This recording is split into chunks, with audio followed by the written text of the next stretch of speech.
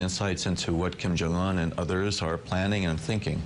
But I think over the years, U.S. intelligence, working with a lot of our partners, has increased our understanding of what's happening there. So I think we have better intelligence than we had before. But still, it's going to be very, very difficult. Kim Jong-un keeps his confidence very much to a very small group of individuals. And the fact that he's sending such a high-level emissary over here now, I think, underscores his interest in picking up on Mr. Trump's willingness to have a summit.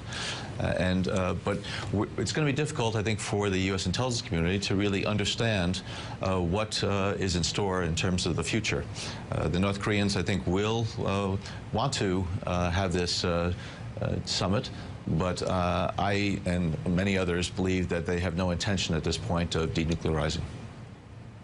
Director Brennan, it's Casey Hunt. I wanted to turn back to the Mueller investigation, because there have been suggestions from the president and his allies that perhaps the CIA was involved in the beginning of the FBI's counterintelligence investigation into the Trump campaign, and the president and his allies have embarked on this attempt to essentially raise questions about the investigators to undermine the overall credibility of that investigation.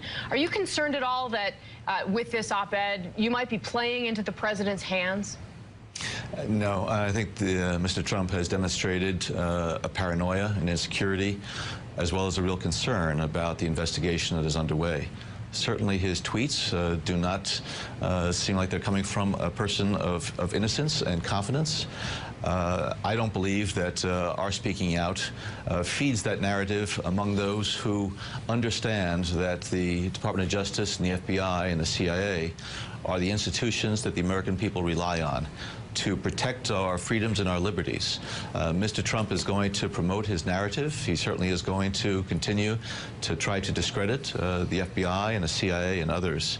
But I think, make no mistake about it, the American justice system, I think, is going to prevail in this endeavor to get to the bottom of who might have been collaborating and working with foreign actors to try to undermine the integrity of the election.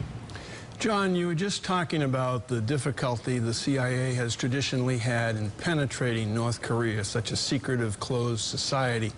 And yet in Langley, I'm telling you nothing that you don't know, obviously, the level of psychological profiling is off the charts. So my question to you is, this potential summit, what does it mean for Kim Jong-un to have a photograph taken on the same stage next to a president of the United States, being on the same stage with a president of the United States? What does it mean for him?